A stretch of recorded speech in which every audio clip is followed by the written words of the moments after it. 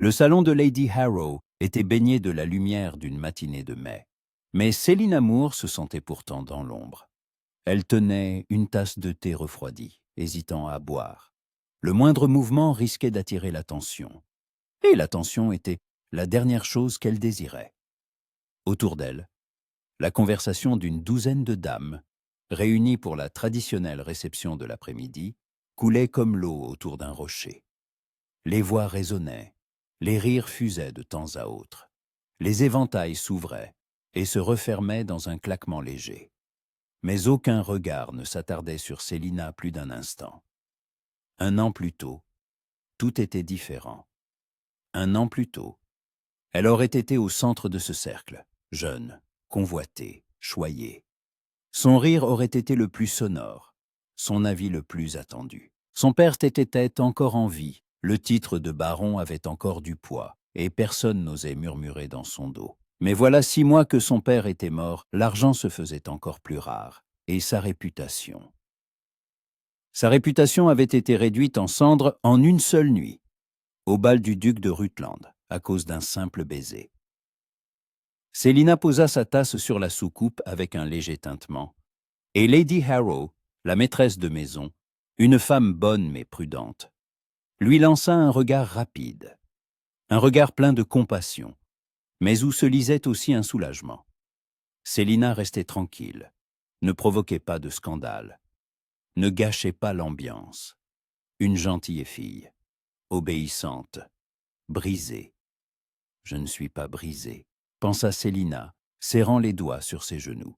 Sa robe, d'un lavande pâle, modeste, avec une taille haute et de longues manches, presque monacale comparée à ce qu'elle portait autrefois, bruissait au moindre mouvement. Elle l'avait choisie à dessein. Couleur de deuil, couleur d'humilité. Qu'elle se voit, qu'elle se souvenait de son père, qu'elle se repentait. Même si elle n'avait rien à se reprocher. On dit que Lord Granville, et c'est de retour à Londres, lança soudain Lady Eastbrook, une grande femme au nez pointu et à la langue encore plus acérée. Elle était assise près de la fenêtre, et la lumière du soleil transformait ses boucles grises en une auréole d'argent. On l'a vue hier au club, bronzé comme un marin, mais toujours aussi élégant. Selina se figea. Son cœur battit si fort qu'elle craignit que tout le monde ne l'entende. « Granville ?» répéta Mrs. Lambert, jeune épouse d'un riche marchand qui tentait désespérément de percer dans la haute société. Celui qui est parti en Italie. « En Grèce, ma chère », la corrigea Lady Eastbrook avec un léger mépris. « Et en Turquie, je crois. Absent depuis 1 an. On dit qu'il étudiait les ruines antiques. Les hommes et leurs étranges passions. » Elle renifla, mais une lueur prédatrice brilla dans ses yeux. Quoi qu'il en soit, la famille Granville a toujours été excentrique. Mais le titre, la fortune et le physique excusent bien des choses. Il était à ce bal, glissa quelqu'un à voix basse. Le silence qui suivit fut bref mais assourdissant. Selina ne leva pas les yeux.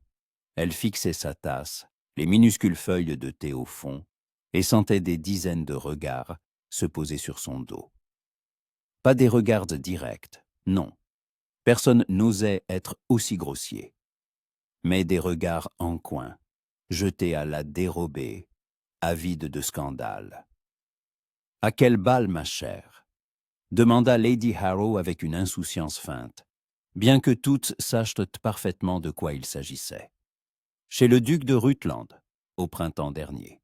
Au printemps, en mai comme maintenant. Le lilas fleurissait dans les jardins, l'air était enivrant du parfum des roses, et elle, Selina Moore, dansait dans une salle de bal où les lustres de cristal projetaient des milliers de lueurs sur le parquet poli comme un miroir.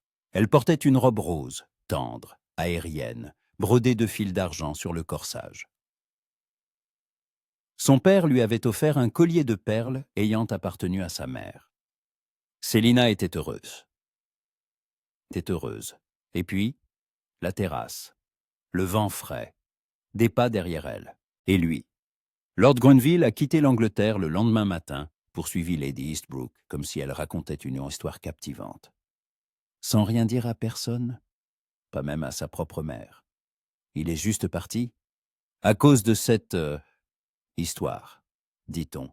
Côte 92. Quelle délicatesse. Célina faillit sourire, mais ses lèvres refusèrent de lui obéir. Je suppose que Miss Moore se souvient de cette soirée, dit Mrs. Lambert, la voix oscillante entre curiosité et malveillance. Désormais, tous les regards étaient ouvertement tournés vers Célina. Elle releva lentement la tête. Son visage, elle l'espérait, était calme, serein. Des années d'éducation, de bals, de visites, d'innombrables leçons de maintien lui avaient appris à garder un masque, mais à l'intérieur quelque chose oscillait. « Je m'en souviens » dit-elle d'une voix égale. Ce fut un bal merveilleux. Merveilleux, répéta Lady Eastbrook avec un sourire qui ressemblait à un rictus. Oui, bien sûr, surtout la terrasse, n'est-ce pas? Célina ne répondit pas. Elle se leva, son mouvement fluide, presque royal. La robe bruissa autour de ses jambes. « Pardonnez-moi, Lady Harrow, mais je dois partir. J'ai promis à ma tante de l'aider avec sa correspondance. » Un mensonge. Elle n'avait rien promis. Tante Agatha, chez qui elle vivait depuis 6 mois, méprisait la correspondance et passait le plus clair de son temps dans la serre, les mains dans la terre. Mais Célina ne pouvait plus rester assise là, sous ses regards, sous ses piques déguisées en politesse. Lady Harrow hocha la tête, un éclair de soulagement dans les yeux. Personne ne tenta de la retenir. Célina quitta le salon, traversa le hall aux colonnes de marbre et aux miroirs dorés, et ce n'est qu'une fois dans la rue, lorsque la voiture s'ébranla, qu'elle s'autorisa à expirer. Lord Grenville était de retour. Elle ne pensait pas à lui tous les jours, pas aussi souvent que durant les premiers mois, quand le souvenir de cette nuit la torturait comme une plaie à vif. Mais il était toujours là, en marge de ses pensées, une ombre impossible à chasser. Son visage, aux traits nets, aux pommettes hautes et au nez droit, aux sourcils sombres froncés par la réflexion, ses yeux, brun foncé, presque noirs dans la pénombre de la terrasse, mais avec des éclats dorés à la lueur des bougies, sa voix basse, un peu rauque, lorsqu'il lui avait murmuré « Côte teintrage », et puis ses lèvres sur les siennes, soudainement, tendrement, et en même temps désespérément, comme s'il se noyait et qu'elle était sa dernière bouffée d'air. Elle ne l'avait pas repoussé. C'était là le plus terrible. Elle ne l'avait pas repoussé, et quand la porte de la terrasse s'était ouverte, quand la lumière de la salle de bal les avait inondés, quand les exclamations avaient retenti, elle était encore dans ses bras. Le scandale avait éclaté instantanément. Le lendemain matin, tout Londres en parlait. Lady Célina Moore et Lord Theodore Grenville, 2 étrangers, invités au même bal, surpris dans une proximité indécente. Compromission, déshonneur. Le mariage était inévitable, mais il n'y eut pas de mariage. Lord Grenville avait disparu. Il était parti, la laissant seule face au grossier jugement de la société. Son père avait tenté de sauver la situation, exigeant une rencontre avec la famille Grenville. Mais la vieille Lady Grenville, la mère de Théo, avait froidement répondu que son fils avait déjà quitté le pays et qu'elle ignorait ses projets. Aucune excuse ne suivit. Aucune demande en mariage non plus. Célina devint une paria. Son père mourut 6 mois plus tard. Les médecins parlèrent d'une crise cardiaque. Mais Célina connaissait la vérité. Il était mort de honte, de déception, de n'avoir pu protéger sa fille unique. La voiture s'arrêta devant une petite maison en bordure de Mayfair, modeste pour la haute société, mais encore respectable. Tante Agatha était la sœur cadette de son père, célibataire et excentrique. Elle avait accueilli Célina sans poser de questions, mais lui avait fait comprendre qu'elle la tolérerait, sans pour autant l'aimer. « Tu es rentrée tôt », remarqua sa tante lorsque Célina entra dans le salon. Agatha était assise près de la fenêtre avec un livre, ses cheveux gris coiffés en un simple chignon. et sa robe grise, sans aucun ornement, flottait sur sa silhouette maigre. La réception fut brève, répondit Célina en retirant ses gants. Agatha plissa les yeux. Ou bien tu t'es encore enfui. Célina ne discuta pas. Elle se dirigea vers son fauteuil préféré près de la cheminée et s'y laissa tomber. Le feu n'était pas allumé, mais était doux. Mais elle fixait, l'âtre vide, comme pour y chercher quelque chose d'important. Lord Grenville est de retour, dit-elle doucement. Sa tante haussa les sourcils. Et alors? Je ne sais pas. Agatha ferma son livre d'un coup sec. Alors n'y pense pas. Il ne te doit rien. Et tu ne lui dois rien non plus. Il a détruit ma vie. Non, rétorqua sèchement Agatha. Tu as détruit ta propre vie en le laissant t'embrasser. Célina serra les poings. L'injustice de ces mots la brûlait. Mais il était inutile de discuter. Tout le monde le pensait. Même son père l'avait pensé, sans jamais le dire à voix haute. Il est de retour, répéta-t-elle, comme pour se convaincre de la réalité de ce fait. Et nous nous rencontrerons bientôt. Pas nécessairement, haussa les épaules Agatha. Londres est grande, tu évites seul les bals et les réceptions. Tu pourrais très bien ne jamais le revoir, mais Célina savait que c'était faux. Le Londres de la haute société était un petit monde. Le cercle de connaissances, encore plus restreint. Si Théo Granville était de retour et comptait rester, ils se croiseraient. Et quand cela arriverait, que lui dirait-elle? Que ressentirait-elle? Elle l'ignorait. Elle savait seulement qu'une année de haine, de douleur et d'humiliation bouillonnait en elle, comme l'eau dans une marmite. L'invitation arriva 3 jours plus tard, rédigée sur un papier crème épais, frappé d'un blason doré, celui du vicomte d'Ailedale, l'un des hommes les plus influents de Londres. Une soirée pour le début de la saison. Célina tenait l'invitation, n'arrivant pas à croire qu'elle lui fût adressée. Ça c'est qui? Le vicomte d'Ailedale se souvient de toi, dit Agatha en lisant par-dessus son épaule. Tamassi. Ou sa femme. Lady Clarissa a toujours été une sotte sentimentale. Je n'irai pas, répondit vivement Célina. Bien sûr que si tu iras, rétorqua sa tante. C'est ta première invitation en 6 mois. Si tu refuses, il n'y en aura pas d'autre. Célina regarda l'invitation. La date. Après-demain, l'heure, 20h. Elle imagina la scène. Le salon du vicomte, bondé de gens qui chuchoteraient sur son passage, la dévisageraient, la condamneraient. Elle s'imagina debout contre un mur, ignorée, humiliée.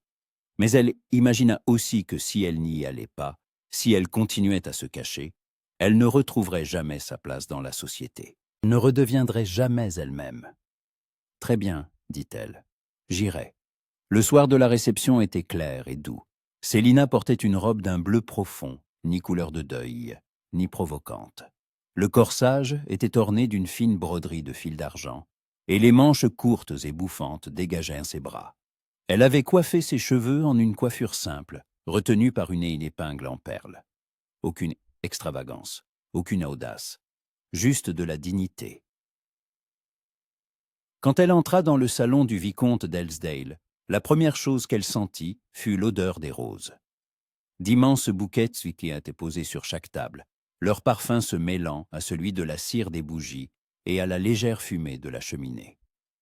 Il y avait une trentaine d'invités, pas plus, une réception intime, presque familiale. Célina reconnut quelques visages. Lady Victoria Harcourt, Miss Julia Crosby, Sir James Fitzroy. Tous se tournèrent à son entrée, et un instant, les conversations s'éteignirent. Célina releva le menton et sourit. Lady Clarissa, l'épouse du vicomte, s'approcha la première. C'était une petite femme au visage rond et aux yeux bienveillants. « Miss Moore, comme je suis heureuse de vous voir. » Elle prit la main de Célina et la serra doucement. « Vous êtes ravissante. »« Je vous remercie, Lady Clarissa, » répondit Célina, s'efforçant de garder une voix ferme. « Venez, je vais vous présenter, » dit Lady Clarissa en la guidant à travers la pièce. La demi-heure qui suivit fut un supplice. Célina souriait, hochait la tête, répondait aux questions. Certains invités étaient polis, d'autres froids, et d'autres encore, ouvertement curieux, leur regard la jaugeant. Était-elle tombée assez bas pour qu'on puisse se moquer d'elle? Ou se maintenait-elle encore à la limite de la bienséance? Elle se tenait près de la fenêtre, un verre de limonade à la main qu'elle n'avait pas l'intention de boire. Quand la porte du salon s'ouvrit et que le majordome y annonça « Lord Theodore Granville », le cœur de Célina s'arrêta. Il entra et la pièce sembla se rétrécir autour de lui. Il était grand, elle avait oublié à quel point. Large d'épaules, mais avec une grâce de prédateur. Son visage était hâlé, presque cuivré, ce qui rendait ses yeux bruns foncés encore plus expressifs. Ses cheveux sombres, presque noirs, étaient légèrement ébouriffés, comme s'il venait de marcher dans le vent. Il était impeccablement vêtu, un frac sombre, une chemise d'un blanc immaculé, une cravate nouée avec une élégance négligée. Il s'arrêta sur le seuil, son regard balayant la pièce. Célina sut, elle le sut, qu'il la cherchait, et quand leurs yeux se croisèrent, le monde s'immobilisa. 1 an, une année entière sans le voir, une année à le haïr, à le maudire, à rêver de ne jamais le revoir. Mais il était là, à quelques kilomètres, et elle ne pouvait ni respirer, ni bouger, ni détourner le regard. Son visage se figea un instant, puis une lueur traversa ses yeux. Surprise? Regret? Elle n'eut pas le temps de comprendre. Il lui adressa un signe de tête, à peine perceptible, presque formel, et se tourna vers Lady Clarissa, qui s'empressait déjà de l'accueillir. Célina prit une profonde inspiration, puis une autre. Ses mains tremblaient, et elle posa son verre sur le rebord de la fenêtre, de peur de le laisser tomber. Il était là, il était de retour, et maintenant, tout allait recommencer. Théo Granville n'avait pas l'intention de venir à cette réception. De retour à Londres depuis 3 jours, il avait soigneusement évité les événements mondains, prétextant la fatigue du voyage. Sa mère le regardait avec reproche, mais ne disait rien. Lady Granville savait se taire plus fort que d'autres ne criaient. Mais le vicomte d'Elsdale était un vieil ami de la famille, et refuser son invitation aurait soulevé des questions embarrassantes. Et maintenant, debout sur le seuil du salon, il ne pouvait que penser à sa stupidité. Il l'avait vue immédiatement, comme si la pièce était vide et qu'elle mettait le seul point de lumière dans l'obscurité. Célina Moore se tenait près de la fenêtre, et son profil, éclairé par la douce lumière du jour finissant, lui rappela un camée antique qu'il avait vu dans un musée à Rome. Délicat, ciselé, presque irréel, mais elle était réelle, trop réelle et trop lointaine. Il y a 1 an, sur la terrasse du duc de Rutland, il n'avait pas eu le temps de bien la voir. Il se souvenait d'une impression de jeunesse, de douceur, de quelque chose de lumineux et de fragile. Mais en la regardant maintenant, il comprit que cette jeune fille avait disparu. À sa place se tenait une femme. Ses cheveux, d'un châtain foncé aux reflets cuivrés, étaient gaines relevés en une coiffure sévère, qui dégageait un long cou et une ligne d'épaules gracieuses. Son visage, mon Dieu, comment avait-il pu l'oublier? Ovale, avec des pommettes hautes et un menton volontaire. Un nez droit, fin, des lèvres pleines, mais maintenant fermement pincées, et ses yeux d'un gris vert, couleur de mer avant la tempête, le fixaient droit dans les siens. Il n'y avait ni sourire ni joie, juste quelque chose de froid et de distant qui le blessa plus qu'il ne s'y attendait. Sa robe était d'un bleu sombre, presque crépusculaire, modeste, stricte, dépourvue de fioritures. La taille haute soulignait sa silhouette fine, presque fragile. Une broderie argentée sur le corsage scintillait à peine, comme une poussière d'étoiles. Aucun bijou voyant, juste une épingle en perles dans ses cheveux et une fine chaîne à son cou. Elle ressemblait à une veuve, alors qu'1 an plus tôt, Elle était l'une des étoiles les plus brillantes de la saison londonienne. Il l'avait brisée. Cette pensée le transperça comme un coup de couteau. « Lord Granville, comme je suis heureuse de vous voir. » La voix de Lady Clarissa le ramena à la réalité. La maîtresse de maison lui souriait, lui tendant la main. Théo s'inclina, baisa ses doigts, prononça quelques mots polis, mais n'entendit pas sa propre voix. Toute son attention était rivée sur Célina. Elle se détourna. Brusquement, comme si son regard l'avait brûlée. Elle posa son verre et rejoignit un groupe de dames près de la cheminée. Théo la suivit du regard, sentant un poids s'installer dans sa poitrine. « Êtes-vous de retour pour longtemps ?» demanda Lady Clarissa. Théo s'efforça à se concentrer. « Je n'ai pas encore décidé, cela dépendra des circonstances. » Il regarda Célina, elle se tenait à côté de Miss Julia Crosby, hochait la tête, souriait. Mais le sourire n'atteignait pas ses yeux. Elle avait une contenance parfaite, mais il voyait la tension dans ses épaules, dans la façon dont elle serrait son éventail. « Pardonnez-moi, Lady Clarissa, dit-il soudain. Je dois parler à quelqu'un. » La vicomtesse suivit son regard, et son visage devint sérieux un instant. « Lord Granville, êtes-vous sûr que ce soit une bonne idée ?»« Non, admit Théo, mais c'est nécessaire. » Il traversa le salon, et les conversations se turent sur son passage. Il sentait les regards, entendait les chuchotements, mais n'y prêtait pas attention. Il marchait vers elle, chaque pas plus difficile que le précédent. Célina remarqua son approche. Il vit comment elle se raidit, comment elle pâlit. Miss Crosby, à ses côtés, haussa les sourcils et recula d'un pas, ne voulant manifestement pas se retrouver au centre du drame. « Miss Moore, » dit Théo, la voix rauque. Il s'éclaircit la gorge. « Bonsoir. » Elle le regarda. Une seconde. Deux. Son visage était un masque de politesse impeccable, mais dans ses yeux dansait quelque chose de brûlant et de dangereux. « Lord Granville, » répondit-elle d'un ton neutre, presque sans vie. « Bonsoir.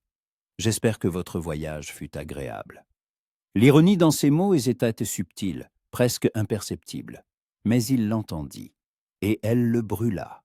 « Instructif, » répondit-il, « mais pas agréable. Quel dommage. » Elle parlait comme s'ils étaient nés des étrangers, comme s'il n'y avait pas eu entre eux cette nuit, ce baiser, cette catastrophe. « Miss Moore, » reprit-il en baissant la voix, « je dois vous parler. » « De quoi ? » « Vous savez de quoi. » Elle tressaillit à peine, mais son visage resta calme. « Je suppose que tout a déjà été dit. Ou pas dit. Il y a un... » « Je ne pouvais pas. Vous ne pouviez pas rester ?» l'interrompit-elle, et une émotion perça enfin dans sa voix, tranchante comme une lame. « Vous ne pouviez pas expliquer, ou même envoyer une lettre. » Il se tut, parce qu'elle avait raison. Il n'avait aucune excuse. Célina se détourna, mais il vit tous ses mains trembler, comment elle serrait son éventail jusqu'à ce que ses jointures blanchissent. « Je vous demande pardon, Lord Granville, » dit-elle d'un ton glacial. « Mais je n'ai aucun désir de poursuivre cette conversation, surtout ici. » Elle commença à s'éloigner, mais il fit instinctivement un pas en avant, la frôlant presque. « Alors permettez-moi de vous rendre visite demain, ou après-demain, quand vous voudrez. Mais nous devons parler. »« Nous devons ?» Elle se tourna vers lui, et une lueur furieuse brilla dans ses yeux. « Vous avez disparu pendant un an. Vous m'avez laissé au cœur d'un scandale qui a détruit ma vie. Mon père est mort, n'ayant pas survécu à la honte. Et vous revenez maintenant en me disant que nous devons parler ?» Sa voix tremblait, mais elle se maîtrisa, l'abaissant jusqu'à un murmure. « Non, milord, nous ne devons rien à personne, surtout pas l'un à l'autre. » Elle se retourna et s'éloigna. Théo la regarda partir, sentant quelque chose se nouer douloureusement dans sa poitrine. Il voulut la suivre, la retenir, la forcer à l'écouter. Mais il savait que cela ne ferait qu'empirer les choses. Eh bien, lança derrière lui une voix masculine légèrement moqueuse. C'était spectaculaire. Théo se retourna et vit le capitaine Roland Haywood, un vieil ami d'Eton. Roland était grand, blond, avec un sourire ironique et un esprit vif. « Ce ne sont pas tes affaires », lâcha sèchement Théo. « Tout ce qui se passe dans ce salon est maintenant l'affaire de tous », rétorqua Roland en désignant les invités silencieux. « À peine revenu, et tu réussis déjà à devenir le principal sujet de la soirée. » Théo jura entre ses dents. « Sortons prendre l'air », proposa Roland. « Il fait étouffant ici, et tu as l'air sur le point de frapper quelqu'un. » Ils sortirent sur une terrasse donnant sur un petit jardin. L'air y était frais et sentait le lilas. Théo s'adossa à la balustrade, regardant dans l'obscurité. « Que sais-tu d'elle » demanda-t-il doucement. Roland alluma un cigare. « Miss Moore ?»« Pas plus que les autres. Après ce bal, eh bien, tu sais, le scandale a été énorme. Son père a essayé d'arranger les choses, d'exiger que tu l'épouses. Mais tu es parti. Le baron Moore était mort il y a 6 mois. D'une crise cardiaque, dit-on. Mais beaucoup pensent que c'est de honte. » Théo ferma les yeux. La douleur était physique. Elle vit avec sa tante, poursuivit Roland. Lady Agatha Moore, une vieille fille excentrique mais respectable. Célina n'a presque plus d'argent. La plupart de la fortune a servi à payer les dettes du baron. On ne l'invite que rarement, et seulement par pitié. Par pitié, répéta amèrement Théo. À quoi t'attendais-tu? Tu l'as compromise, et tu t'es enfui. La société ne pardonne pas ce genre de choses, surtout aux femmes. Théo se redressa. Je ne me suis pas enfui. J'étais... Il se tut. Comment expliquer? Qu'il avait perdu le contrôle, embrassé une inconnue, et que cela l'avait effrayé plus que tout? Qu'il était parti non par lâcheté, mais par peur de ce qu'il ressentait. « Tu ne peux pas laisser les choses en l'état, » dit sérieusement Roland. « Si tu comptes rester à Londres, tu dois prendre une décision. Soit tu l'épouses, soit... je ne sais pas. Mais la situation actuelle est injuste, pour elle comme pour toi. Elle me déteste, » marmonna Théo. « Oui, » admit Roland, « mais c'est mieux que l'indifférence, n'est-ce pas ?» Ils retournèrent dans le salon, mais Célina n'y était plus. Lady Clarissa informa Théo que Miss Moore s'était sentie mal et était partie. Théo hocha la tête, remercia pour la soirée et quitta la maison du vicomte. Mais sur le chemin du retour, l'image de Célina le hantait, ses yeux pleins de douleur et de fureur, ses mains tremblantes, sa voix retenant à peine ses larmes. Le lendemain matin, Théo se réveilla avec une ferme résolution. Il allait lui écrire, expliquer tout ce qu'il pouvait, demander une rencontre. Il ne savait pas ce qu'il espérait obtenir. Mais il comprenait une chose, laisser la situation telle qu'elle était insupportable. Assis à son bureau, devant une feuille de papier vierge, il ne parvenait pas à écrire un mot. Chaque phrase semblait fausse, trop formelle, trop personnelle, trop pitoyable. « Chère Miss Moore, non. » Célina, encore pire. Il froissa une 3e feuille et la jeta dans la cheminée. Qu'allait-il bien pouvoir lui dire? Cote en certaine saisie. Ridicule. On frappa à la porte. Le majordome entra avec un plateau d'argent. « Milord, une lettre pour vous. » Théo prit l'enveloppe. L'écriture était inconnue, élégante, mais une légère pression trahissait une tension. Il brisa le sceau et déplia le papier. « Lord Grenville, si vous souhaitez toujours parler, venez demain à 15 heures. Hyde Park, allez sud près de l'étang. Venez seul, SM court, froid, mais c'était une invitation. » Théo expira lentement. Il ne savait pas à quoi s'attendre de cette rencontre. Mais il avait au moins une chance. Une dernière chance d'expliquer ce qui s'était réellement passé cette nuit-là. Et pourquoi il s'était enfui. Le lendemain, le ciel était couvert, mais il ne pleuvait pas. Théo arriva à Hyde Park un quart d'heure en avance. L'allée sud était presque déserte. Et il se tenait près de l'étang, observant les canards se glisser sur l'eau sombre sentant son cœur battre de plus en plus vite. Elle apparut à 3 heures précises, seule comme elle l'avait demandé. Elle portait une simple robe de promenade d'une chaude teinte miel, avec de longues manches et un col haut. Un châle ivoire était jeté sur ses épaules. Ses cheveux étaient dissimulés sous un petit chapeau à voilette.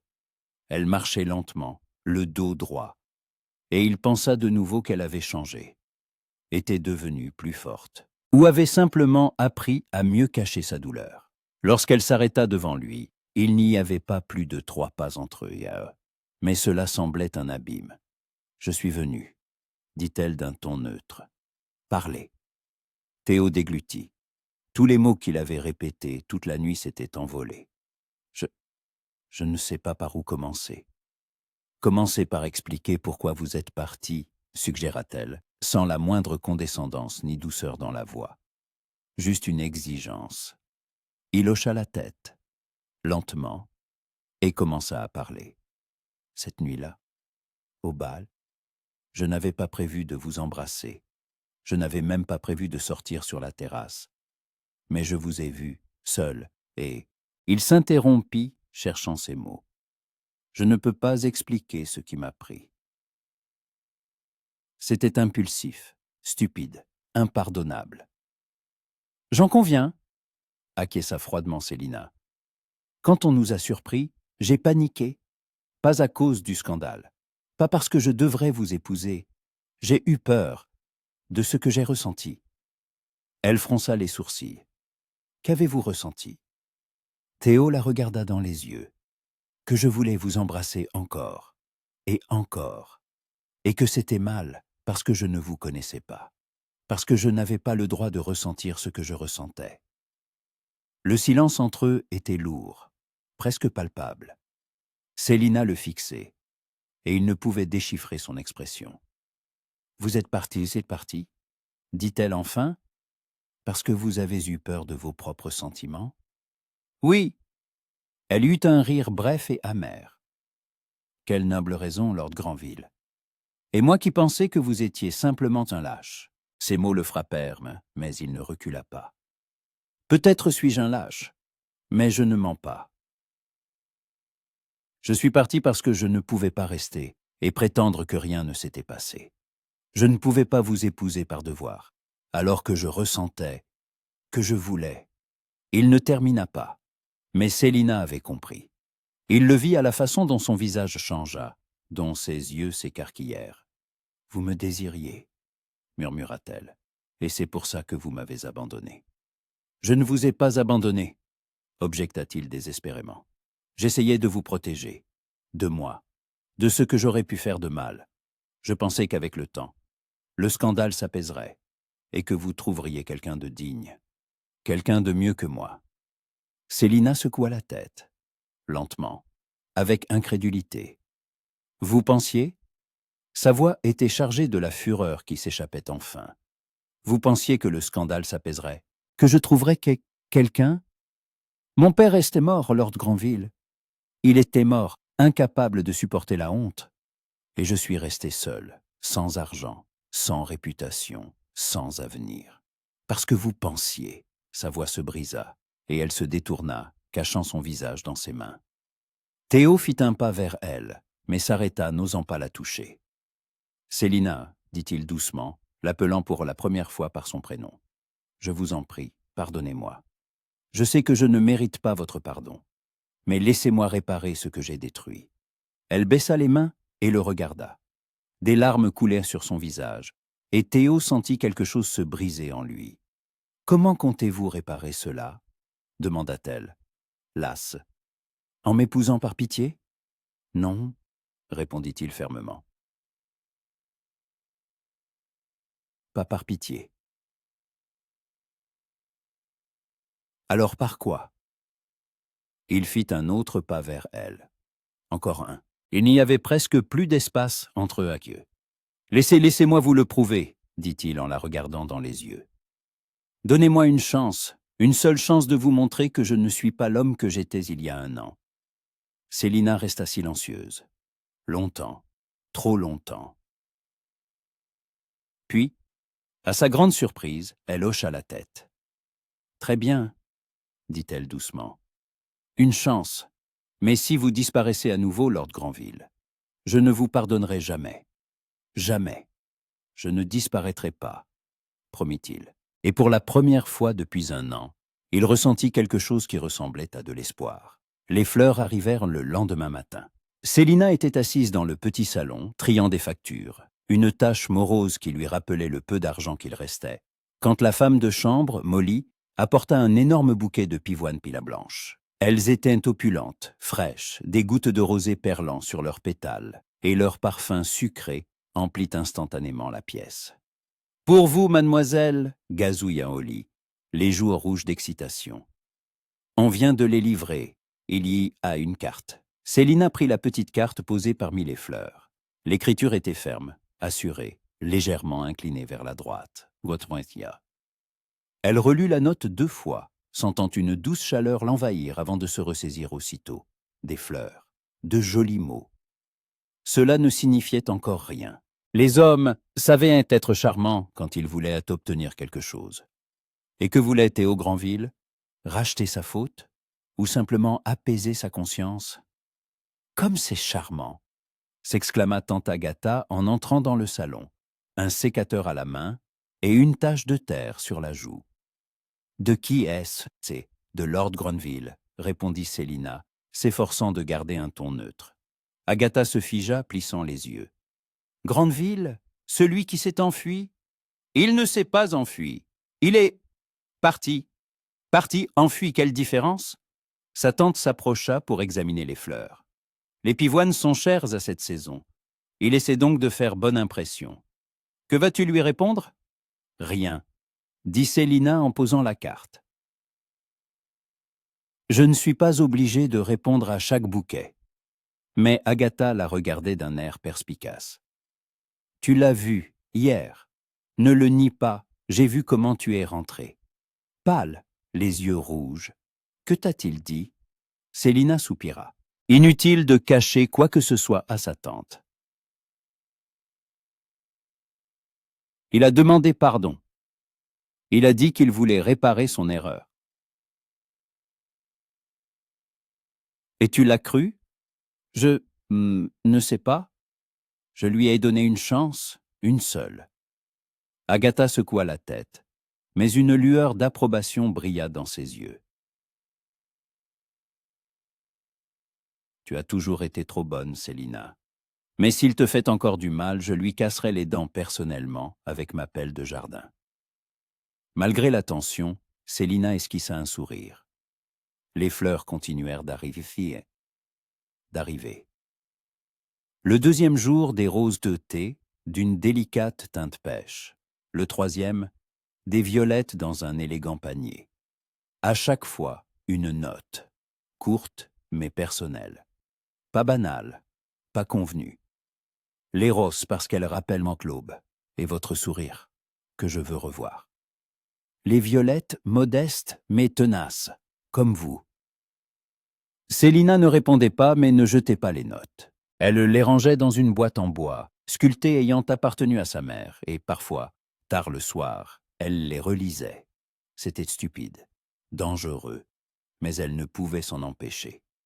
Le quatrième jour, ce ne fut pas un bouquet, mais une lettre.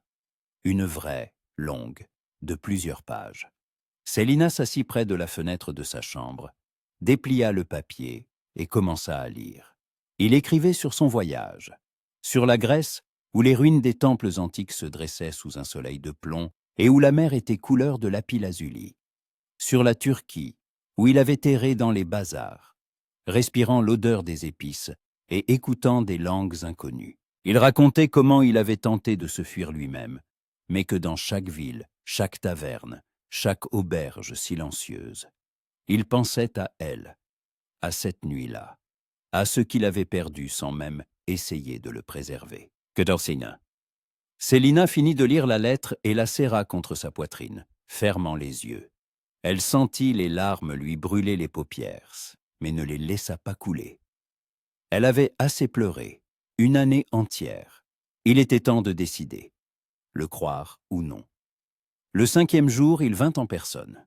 Célina était assise dans le salon, en train de broder, une activité qu'elle détestait, mais qui l'aidait à passer les interminables heures de solitude. Quand Molly annonça « Lord Grenville, mademoiselle !»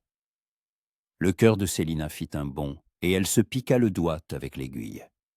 Une goutte de sang perla sur sa peau. Elle l'essuya vivement avec un mouchoir, et se leva, lissant les plis de sa robe.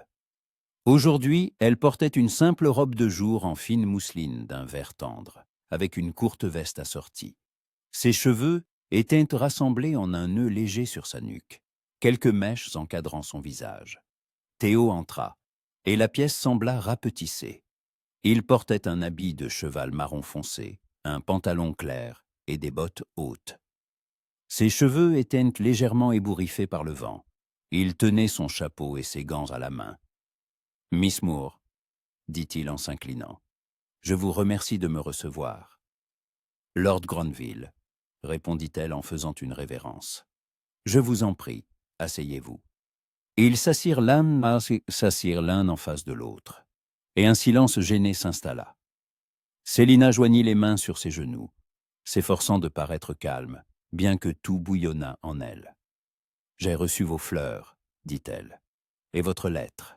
Je vous remercie. »« Vous n'avez pas répondu, » remarqua-t-il, une tension dans la voix. « Je ne savais pas quoi répondre. » Théo inclina la tête. « C'est honnête. »« C'est bien. » La porte s'entr'ouvrit et Agatha entra, toujours vêtue de son tablier de jardinage, les mains sales et une expression triomphante. « Lord Grenville, je présume ?» dit-elle en le jaugeant d'un regard d'évaluateur. « Lady Agatha Moore, je suis la tante de Célina, et celle qui surveillera votre visite. » Théo se leva et s'inclina. « Lady Agatha, c'est un honneur. »« Un honneur. » renifla Agatha en s'asseyant dans un fauteuil près de la porte. « Nous verrons bien. » Molly apportait le thé et laissait la porte ouverte. Célina sentit le rouge lui monter aux joues. Sa tante se comportait comme si Théo était un prédateur prêt à bondir sur sa nièce à la première occasion. Mais d'un autre côté, un an plus tôt, c'est un peu ce qu'il avait fait. « Miss Moore, » commença Théo une fois qu'ils furent de nouveau assis, « je ne suis pas venu pour une simple visite de courtoisie. Je voulais vous demander, c'est-à-dire vous inviter... » Il s'interrompit, et Célina réalisa avec surprise qu'il était nerveux. Lord Theodore Grenville, qui paraissait toujours si sûr de lui, bafouillait en cherchant ses mots. « À quoi donc, milord ?» l'encouragea-t-elle doucement. Il expira. « Demain soir, on joue Don Giovanni de Mozart au théâtre de Covent Garden. Je pensais, si vous n'êtes pas occupé, peut-être accepteriez-vous de m'accompagner. Avec un chaperon, bien sûr, » ajouta-t-il en jetant un regard rapide à Agatha. « Votre tante sera également invitée. » Célina se figea. Le théâtre, un événement public. Elle n'y était pas allée depuis plus d'un an, n'était allée nulle part où se réunissait la haute société, à l'exception de rares visites forcées, Et maintenant, Théo Grenville l'invitait, ouvertement, devant témoins, à paraître avec lui. C'était soit un acte de rédemption, soit le début d'un nouveau scandale. « Je ne sais pas, » commença-t-elle. « C'est imprudent, » intervint Agatha. « Les gens vont parler. »« Qu'ils parlent, » répondit Théo sans quitter Célina des yeux. « Il parle déjà. Mais je veux montrer à tout Londres que je n'ai pas honte d'être aux côtés de Miss Moore, que je suis fier de sa compagnie. » Ses paroles étaient en sincères, Célina l'entendait, et quelque chose en elle vacilla, s'adoucit. « Si j'accepte, dit-elle lentement, cela ne signifie pas que je vous ai pardonné. Je le sais. Et cela ne signifie pas que je vous fais confiance. Je le sais, répéta-t-il, mais peut-être que ce sera un début. » Célina regarda sa tante. Agatha haussa les épaules, lui laissant manifestement la décision. « Très bien, dit enfin Célina. J'accepte, mais à condition que tante Agatha nous accompagne. » Bien entendu, acquiesça Théo, et un sourire illumina son visage. le premier vrai sourire que Célina voyait. Il le transforma, le rendant plus jeune, presque joyeux comme un garçon. Le lendemain, elle passa la journée dans un état d'excitation nerveuse. Elle essaya la moitié de sa garde-robe, cherchant la tenue parfaite. Pas trop voyante, pour ne pas paraître provocante, mais pas trop sombre non plus, pour ne pas ressembler à une veuve. Elle opta finalement pour une robe de satin lourd d'un bordeaux profond. Le corsage était orné de dentelles noires, les manches courtes dégageant les épaules. Un châle de laine très fine, brodé de motifs dorés, complétait la tenue. Molly coiffa ses cheveux en un chignon haut, décoré d'épingles à cheveux ornés de grenats. Quand Célina descendit, Agatha siffla. « Eh bien, on dirait que tu pars à la guerre, pas au théâtre. Mais c'est impressionnant. »« C'est une guerre, tante, » répondit doucement Célina. « Je retourne dans le monde. » Le théâtre de Covent Garden était illuminé par des milliers de bougies. Le foyer bourdonnait de voix, de bruissements de robes et de l'éclat des bijoux. Lorsqu'ils entrèrent, Théo en tête, Célina à ses côtés, et Agatha derrière tel un convoi sévère, les conversations s'apaisèrent. Les têtes se tournèrent. Les regards se fixèrent sur eux. Célina releva le menton et sourit. Un sourire froid, impeccable, royal, qu'il regarde. Qu'il juge? Elle était là, et elle ne se cachait pas. Théo les conduisit à leur loge, l'une des meilleures, au deuxième balcon, avec une vue imprenable sur la Seine.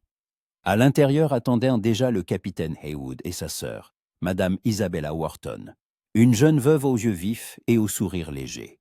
« Miss Moore » la salua Isabella en lui tendant la main. « Quel plaisir de vous voir. J'ai entendu beaucoup de bien de vous. »« Vraiment » s'étonna Célina. « Vraiment » confirma Roland Heywood en lui baisant la main. « On dit que vous êtes la seule femme à Londres capable de forcer cet entêté à s'excuser. » Théo renifla, mais ne contesta pas. Ils prirent place. Célina entre Théo et Agatha, Isabella et son frère en face. L'orchestre commença à s'accorder, et un silence relatif s'installa dans la loge. Mais Célina sentait les regards de toutes parts. Des loges voisines, du parterre, de la galerie. Tous les observaient. Elle et Théo, chuchotant, jacassant. « N'y prêtez pas attention », dit doucement Théo en se penchant vers elle. « Ils sont simplement jaloux. »« De quoi ?» ricana amèrement Célina. « De ma honte, de votre beauté, » répondit-il simplement, « et de votre courage. » Elle le regarda, et il y avait dans ses yeux quelque chose qui lui serra le cœur. La représentation commença. La musique de Mozart déferlait, puissante et passionnée. Sur scène, Don Giovanni séduisait, mentait, fuyait et le châtiment. Célina regardait sans voir. Toute son attention était captée par l'homme à ses côtés, par sa proximité, par sa main posée sur l'accoudoir entre eux, si proche que si elle bougeait, leurs doigts se toucheraient. À l'entracte, Théo proposa une promenade dans le foyer, mais Agatha refusa catégoriquement. « Les jeunes gens peuvent y aller. Je reste ici, j'ai mal aux pieds. » Célina savait que c'était un mensonge. Sa tante pouvait marcher des heures dans le jardin, mais elle ne discuta pas. Elle prit le bras de Théo, et ils sortirent dans le couloir. Le foyer était bondé, des dames en robes éclatantes, des messieurs en frac noir. Célina sentait les regards sur elle, mais Théo la guidait avec assurance, ignorant les murmures. « Lord Grenville » les interpella une voix. Ils se retournèrent et virent un homme grand, aux tempes grisonnantes et au regard perçant. Célina le reconnut, le comte de Richford, l'un des pairs les plus influents d'Angleterre. « Comte de Richford » s'inclina Théo. « Permettez-moi de vous présenter Miss Célina Moore. »« Miss Moore » inclina la tête le comte. « J'ai connu votre père, un homme respectable. Mes condoléances. »« Je vous remercie, » répondit Célina, surprise par sa courtoisie. « Je suis heureux que Lord Grenville soit enfin de retour à Londres, » poursuivit le comte en se tournant vers Théo. « Et encore plus heureux qu'il répare ses erreurs. C'est une qualité rare chez les jeunes gens. Théo se tendit, mais répondit calmement. « Je fais de mon mieux, milord. » « Continuez, » acquiesça Richford avant de s'éloigner. Mais tous n'étaient pas aussi bienveillants. Alors qu'ils passaient devant un groupe de jeunes gens, l'un d'eux, un dandy au gilet criard, lança d'une voix forte. « Regardez, Granville est revenu chercher son trophée. Il s'est enfin décidé alors ?» Ses compagnons ricanèrent. Célina sentit Théo se pétrifier à côté d'elle. Elle serra son bras, essayant de le retenir. Mais il s'était déjà dégagé et faisait face à l'insolent. « Répétez, » dit Théo doucement, mais sa voix avait de la froideur de l'acier. Le dandy, Célina se souvint qu'il s'appelait Percival Gordon, fils d'un vicomte, connu pour sa langue acérée et son esprit obtus, ricana. « J'ai dit, il s'est enfin décidé, ou vous hésitez encore à vous enfuir de nouveau ?» Percival, tais-toi, marmonna l'un de ses amis, sentant le danger. Mais il était trop tard. Théo s'avança, le visage pâle, les yeux sombres et froids. « Si vous vous permettez encore de parler de Miss Moore sur ce ton, dit-il avec une politesse glaciale, je serai contraint d'exiger la réparation. Vous comprenez ce que je veux dire. Un duel. Il parlait d'un duel. Gordon blêmit. Une foule s'était formée autour d'eux, écoutant avidement. « Je ne voulais pas offenser, » balbutia-t-il. « Alors excusez-vous, » trancha Théo. « Auprès de la dame. » Gordon regarda Célina. Il était lâche, et savait que Théo ne plaisantait pas. Les duels étaient interdits, mais cela n'empêchait pas les hommes de s'affronter à l'aube sur quelque terrain vague. « Je vous demande pardon, Miss Moore, » marmonna-t-il entre ses dents. « Mes paroles ont été imprudentes. » Célina hocha la tête, n'osant parler. Théo se retourna et l'entraîna plus loin. La foule s'écarta devant eux. De retour dans la loge, Célina tremblait encore. « Vous n'auriez pas dû, » murmura-t-elle. « Cela ne fera qu'empirer les choses. »« Non, » rétorqua-t-il fermement. « Cela montrera à tous que je ne laisserai personne vous insulter. » Personne. Agatha les regarda avec approbation. « Eh bien, Lord Granville, peut-être n'êtes-vous pas un cas désespéré. » Le deuxième acte se déroula dans un brouillard. Célina n'entendait pas la musique. Elle pensait à la façon dont Théo avait pris sa défense, prêt à se battre pour son honneur. Un an plus tôt, il s'était enfui. Maintenant, il était prêt à se battre en duel. Les gens changent-ils? Ou apprennent-ils simplement à mieux cacher leur peur? Alors qu'ils quittaient le théâtre, un messager s'approcha de leur voiture. Il tendit à Théo une lettre scellée. Théo l'ouvrit, la lut, et son visage devint de pierre. « Que se passe-t-il » demanda doucement Célina. Il la regarda et ses yeux étaient emplis de douleur. « Ma mère, elle veut me voir. Immédiatement. Elle a appris que nous étions au théâtre ensemble. Et qu'est-ce que cela signifie ?» Théo serra la lettre dans son poing. « Cela signifie que demain sera une conversation très difficile. Lady Granville désapprouve mes décisions. Et elle ne vous approuve pas. » Célina sentit un frisson la parcourir. Elle savait que la famille Granville ne lui pardonnerait jamais ce scandale, qu'il s'opposerait. Mais l'entendre à voix haute était douloureux. « Je comprends, » dit-elle d'un ton neutre. « Alors peut-être ne devriez-vous pas poursuivre ces visites. »« Non, » rétorqua sèchement Théo. « Je ne reculerai pas, même si ma mère s'y oppose, même si tout Londres s'y oppose. Je vous ai fait une promesse, Célina, et je la tiendrai. » Il l'avait de nouveau appelée par son prénom, et à ces mots, quelque chose en elle fondit, s'effondra, céda. « Alors, allez la voir, » dit-elle doucement.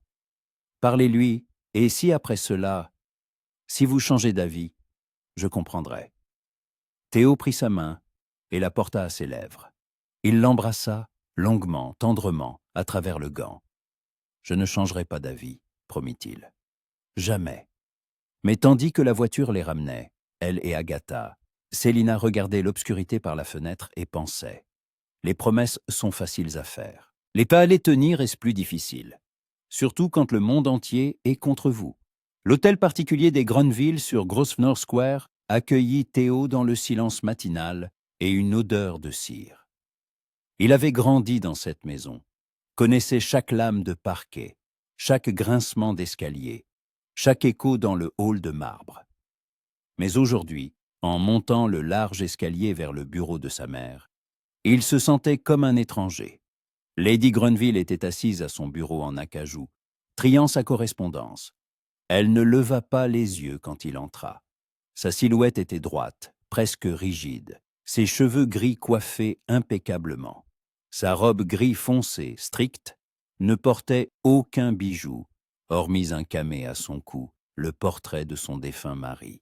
« Mère » dit Théo en s'arrêtant devant le bureau. « Assieds-toi » répondit-elle sans le regarder. Sa voix était égale, froide comme la glace d'un étang en janvier. Lady Grunville posa enfin sa plume, croisa les mains et leva les yeux vers lui, des yeux bruns, comme les siens, mais sans chaleur, seulement un jugement. « Tu étais au théâtre hier soir, dit-elle. Ce n'était pas une question, une affirmation. Oui, avec Miss Moore, avec elle. Une pause, longue, pesante. « Comprends-tu ce que tu fais ?» demanda sa mère, et l'irritation perça dans sa voix. « Tu reviens à Londres après un an d'absence, et la première chose que tu fais est de raviver un scandale. » Les gens parlent, Théodore. Ils parlent toujours. « Qu'ils parlent, répondit calmement Théo. Cela m'est égal. Mais à moi, non. Lady Grunville saussa la voix, chose rare chez elle. Le nom de notre famille, notre réputation, ce ne sont pas des jouets que l'on peut jeter pour un caprice. Ce n'est pas un caprice, rétorqua Théo, sa voix se durcissant. J'ai ruiné la vie de cette femme, j'ai le devoir de réparer cela. Le devoir. Sa mère eut un petit rire. Tu étais jeune, stupide, tu as cédé à une impulsion. Cela arrive. Mais cela ne signifie pas que tu doives l'épouser par culpabilité. Je n'ai pas l'intention de l'épouser par culpabilité. Lady Grunville se figea, plissant les yeux. Alors par quoi? Théo soutint son regard. Par ce que je ressens pour elle. Le silence qui suivit ces mots fut assourdissant. Sa mère le regarda comme si elle le voyait pour la première fois. Tu es amoureux, dit-elle enfin, et sa voix trahissait une sorte de désespoir. D'une jeune fille que tu connais à peine, sans argent, sans influence, avec une réputation ternie. Je suis amoureux de la femme que j'ai compromise, corrigea Théo, et j'ai l'intention de l'épouser, avec ou sans votre bénédiction. Lady Grunville se leva. Elle s'approcha de la fenêtre, regardant le jardin. Ton père, dit-elle doucement, m'a épousée par amour, contre la volonté de sa famille. Mon père n'était qu'un simple baronnet, et les Grunville sont une lignée de comtes. Mais il a insisté. Et sais-tu ce qui s'est passé? Théo se tut. Son père nous a coupé les vivres. Pendant 2 ans, nous avons vécu presque dans la misère. Puis le vieux comte est mort, et ton père a hérité du titre. Mais ces 2 années, elle se tourna vers lui, et il vit dans ses yeux une douleur qu'il n'avait jamais vue auparavant. Ces 2 années, je l'ai si vu souffrir. Se reprocher de m'avoir choisi. L'amour, Théodore Essayers, est un sentiment merveilleux. Mais il ne réchauffe pas quand la maison est froide, et ne nourrit pas quand il n'y a rien à manger. Nous avons assez d'argent, objecta Théo. J'ai ma propre fortune. Mais elle n'en a pas, trancha sa mère. Et la société ne lui pardonnera pas le scandale. Tu devras te battre pour elle toute ta vie, à chaque bal, chaque réception, chaque conversation. Es-tu prêt pour cela? Théo se leva et s'approcha d'elle. Prêt, dit-il fermement. Parce qu'elle en vaut la peine. Lady Grunville le regarda longuement, puis elle soupira. Tu es têtu, comme ton père. Elle fit une pause. Si tu as pris ta décision, je ne m'y opposerai pas. Mais je n'aiderai pas non plus. Tu as choisi cette voie. Suis-la seule. Théo hocha la tête. Il n'en attendait pas plus, mais il comprit que le chemin serait long et difficile. Il devait aller jusqu'au bout ou la perdre à jamais. Célina n'apprit la visite de Lady Daphne Chesterfield que lorsque celle-ci se tenait déjà dans le salon, inspectant la pièce d'un œil critique. Daphne était du même âge que Célina. Elles avaient fait leur début la même saison. Autrefois, elles avaient été presque amies. Mais après le scandale, Daphne avait disparu, comme toutes les autres. Et la voilà, en robe de soie jaune à garnitures émeraudes, un chapeau à plumes, des gants de chevreau. « Célina, ma chère !» s'exclama Daphne. « Comme il y a longtemps. »« Un an, » répondit sobrement Célina. « Presque un an. »« Vraiment ? Mon Dieu, comme le temps passe !» Daphne s'assit sur le canapé. « Je t'ai vu hier, au théâtre, avec Lord Granville. Tout le monde t'a vu. Tu étais... » Elle fit une pause, cherchant le mot. « Courageuse. »« Courageuse ?» répéta Célina en s'asseyant en face. « Oui, aller au théâtre avec l'homme qui... Enfin, tu comprends, après tout ce qui s'était passé, cela demande du courage. Ou du désespoir. » Célina serra les doigts sur l'anse de sa tasse. « Que veux-tu, Daphne ?» Celle-ci tressaillit, mais se reprit vite. « Je m'inquiète pour toi, bien sûr. Tu es mon amie. »« Tu l'étais ?» corrigea Célina. « Les amis ne disparaissent pas quand les choses se compliquent. » Daphne rougit. « Je ne pouvais pas. Ma mère m'avait interdit de te voir. Elle disait que le scandale pourrait éclabousser notre famille. »« Bien sûr, acquiesça Célina. Alors que veux-tu maintenant ?» Daphne posa sa tasse et se pencha en avant. « Tout le monde dit que Lord Granville va te demander en mariage. Est-ce vrai ?» Célina se figea. Voilà pourquoi Daphne était venue. Par curiosité, par soif de potin. « Cela ne te regarde pas ?» répondit-elle froidement. « Mais si c'est vrai, tu devrais être prudente. Les gens disent qu'il le fait uniquement par culpabilité, qu'il ne t'aime pas, qu'il veut juste étouffer le scandale et retrouver sa respectabilité. » Les mots la blessèrent, Kitch, même si Célina y avait elle-même pensé. Mais les entendre de la bouche de Daphne était insupportable. « Je pense qu'il est temps que tu partes, » dit-elle en se levant. Daphne sursauta, le visage blême. « Célina, je ne voulais pas te blesser. Je voulais juste t'assurer que j'étais toujours malheureuse, » acheva Célina. « Que j'étais toujours une paria ? Eh bien, tu peux dire à tes amis que oui, je suis toujours la fille du scandale, mais je ne me cache plus. Et je n'ai pas besoin de ta pitié. » Daphne ouvrit la bouche, mais se ravisa. Elle tourna les talons et sortit en claquant la porte. « Bien joué !» dit Agatha en entrant dans le salon. Elle avait dû écouter à la porte. Il était temps de remettre cette renarde à sa place. Célina leva la tête. « Elle a raison, tante. Les gens pensent que Théo me demande en mariage par culpabilité. Et si c'était vrai ?» Agatha s'assit à côté d'elle. « Alors c'est un idiot. Mais j'ai vu comment il te regardait hier soir. Ce n'était pas le regard d'un homme qui accomplit un devoir. C'était le regard d'un homme qui a peur de perdre ce qu'il a trouvé. Théo vint ce soir-là, sans prévenir. Il apparut à la porte, avec un bouquet de fleurs des champs, des marguerites, des bleuets, des boutons d'or, simples, mais éclatantes. « J'ai pensé à vous toute la journée ?» dit-il alors que Célina descendait le rejoindre. « À la façon dont vous vous teniez dans le foyer du théâtre. Le menton haut et ce sourire. Un sourire royal, vous n'aviez pas peur. Ou vous le cachiez bien. Je meurs de peur à chaque seconde, avoua Célina. Mais je ne peux pas le montrer. Sinon, ils gagneront. » Théo s'approcha, si près qu'elle sentait la chaleur de son corps. « J'ai parlé à ma mère au soir aujourd'hui, » dit-il doucement. « Elle est contre nous. Je sais. Elle ne nous donnera pas sa bénédiction. »« Je sais, » répéta Célina, « mais je ne reculerai pas. Même si le monde entier est contre nous. Je vous ai donné ma parole. » Célina se tourna vers lui. Ils étaient ainsi proches qu'elle voyait les éclats dorés dans ses yeux bruns. « Pourquoi ?» murmura-t-elle. « Pourquoi insistez-vous tant? Par culpabilité? Par devoir ?» Théo secoua la tête. Il leva lentement une main et toucha sa joue. Le contact était léger. presque immatériel, mais elle le sentit dans tout son corps. Parce que cette nuit-là, sur la terrasse, je vous ai embrassé non pas parce que j'étais ivre ou insouciant. Je vous ai embrassé parce que je ne pouvais pas ne pas le faire. Parce que toute la soirée, je vous avais regardé, écouté votre rire. Et je savais que si je ne vous touchais pas, je deviendrais fou. Son souffle se coupa.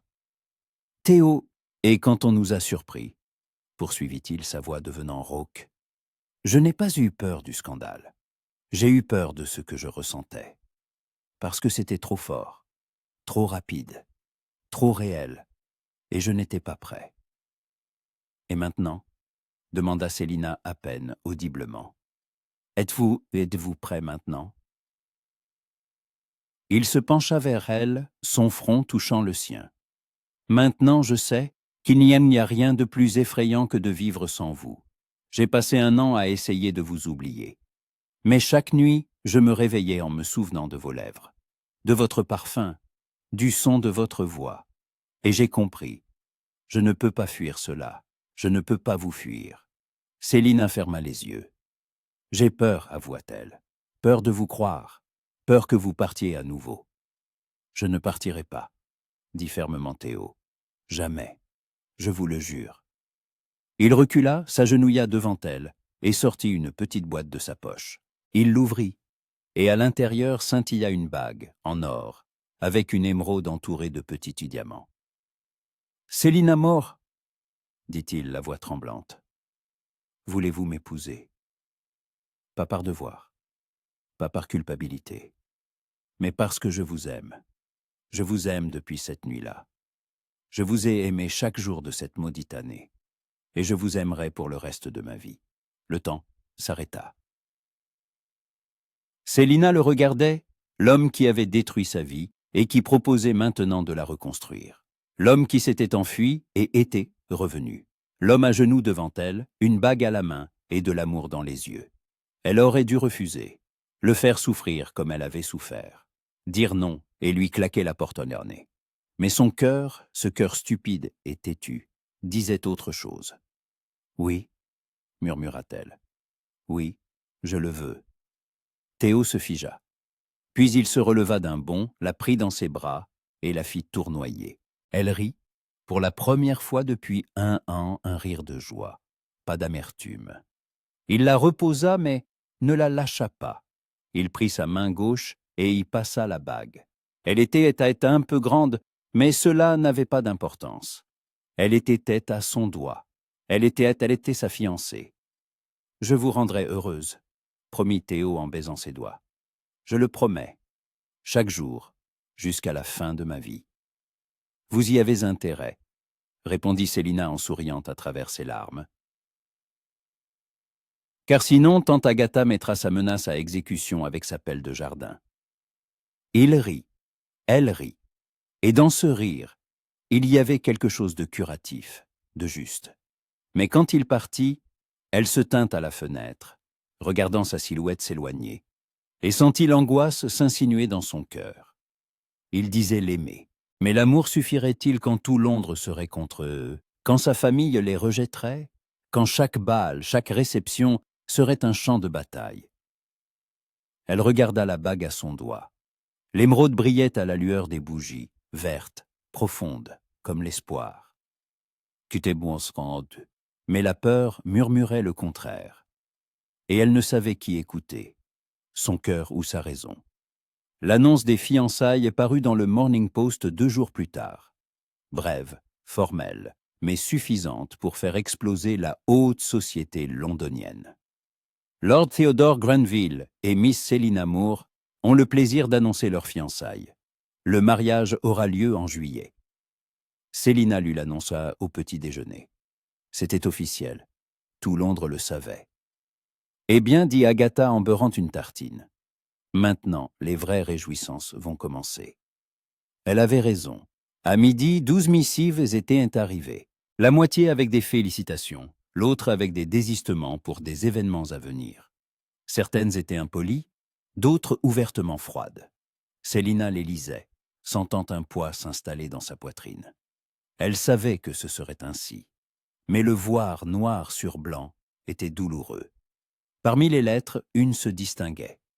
Papier épais, seau de cire aux armoiries des Granville. Elle l'ouvrit, les doigts tremblants. « Miss Moore, puisque vous êtes maintenant la fiancée de mon fils, je suppose que nous devons nous rencontrer. Je vous attendrai demain à 15 heures à l'hôtel particulier de Grosvenor Square. Venez seul.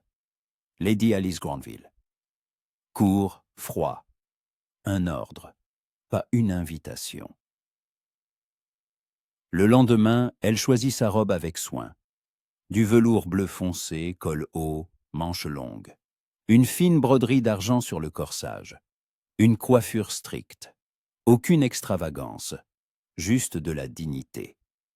L'hôtel particulier des Granville était imposant. Tout y respirait l'argent, le pouvoir, la tradition. Célina fut conduite dans un salon au 2e étage. La pièce était meublée avec goût, mais froidement. Lady Granville était assise dans un fauteuil près de la fenêtre, une broderie à la main. Elle ne se leva pas. Elle désigna simplement le fauteuil en face. « Asseyez-vous, Miss Moore. » Célina s'assit, le dos droit, le menton haut. Elle ne montrerait pas sa peur. Lady Granville posa son ouvrage et la regarda droit dans les yeux. « Je serai directe. Je suis contre ce mariage. »« Je le sais, » répondit calmement Célina. « Vous le savez et vous avez tout de même accepté ?»« Oui. » »« Pourquoi ? L'argent, le titre, la possibilité de réintégrer la société ?» Célina serra les mains, mais sa voix resta calme. « Parce que j'aime votre fils. »« L'amour, » ricana Lady Granville. « Vous le connaissez à peine depuis quelques semaines. »« Je le connais depuis plus d'1 an, » rétorqua Célina. « Je sais comment il embrasse, comment il s'enfuit quand il a peur, comment il revient quand il trouve le courage. Je le connais assez pour comprendre qu'il n'est pas parfait. Mais il est honnête. Et il essaie de réparer ses erreurs. C'est suffisant. » Lady Granville la regarda longuement, d'un air évaluateur. « Mon fils voit en vous une victime à sauver. Il a toujours été comme ça. Enfant, il ramenait des oiseaux blessés, des chiens errants. Il essayait de les soigner. La plupart mouraient. Il pleurait sur chacun d'eux. » Elle se tourna vers Célina. « Vous êtes son nouvel oiseau blessé, Miss Moore. Et quand vous serez guérie, quand vous aurez retrouvé votre place, il se désintéressera de vous. Parce qu'il n'a pas besoin d'égal. Il a besoin de celle qu'il peut sauver. » Les mots la blessèrent profondément, car ils contenaient une part de vérité. Elle y avait pensé, l'avait craint, mais elle ne laisserait pas Lady Granville voir ses doutes. « Si c'est le cas, » dit-elle en se levant, « je le découvrirai par moi-même. Mais je ne renoncerai pas à lui à cause de vos peurs, ou des miennes. Courageuse jeune fille, » remarqua Lady Granville. « Ou stupide, le temps nous le dira. » Elle s'approcha, et Célina vit dans ses yeux quelque chose d'autre que de la froideur, de la fatigue peut-être. « Je ne vous donnerai pas ma bénédiction. Je n'assisterai pas au mariage, et je ne vous accepterai pas comme membre de la famille. Mais je ne m'y opposerai pas activement. C'est tout ce que vous pouvez espérer. » Célina hocha la tête. C'est suffisant. Elle se tourna pour partir, mais la voix de Lady Granville l'arrêta. « Miss Moore, si vous le faites souffrir, je vous détruirai. J'ai les relations, l'influence, l'argent.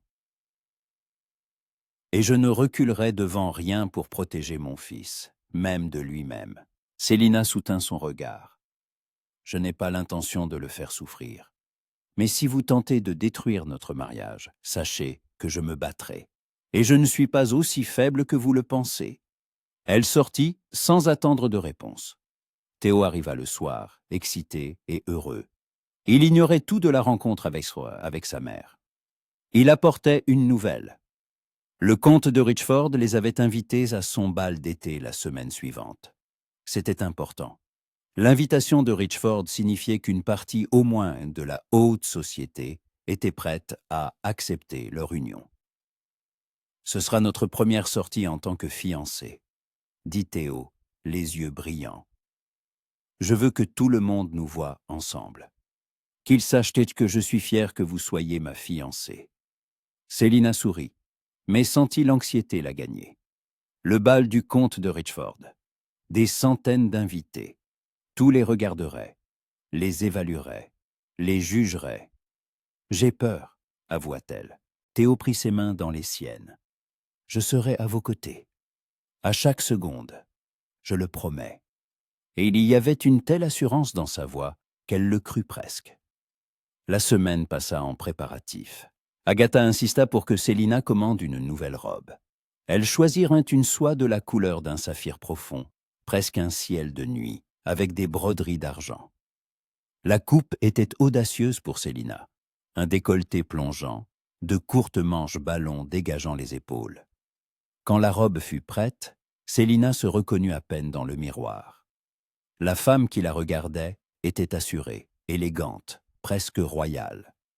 Plus la jeune fille brisée d'il y a 1 an, ni la paria effrayée de ces derniers mois. Quelqu'un de nouveau. Le soir du bal arriva trop vite.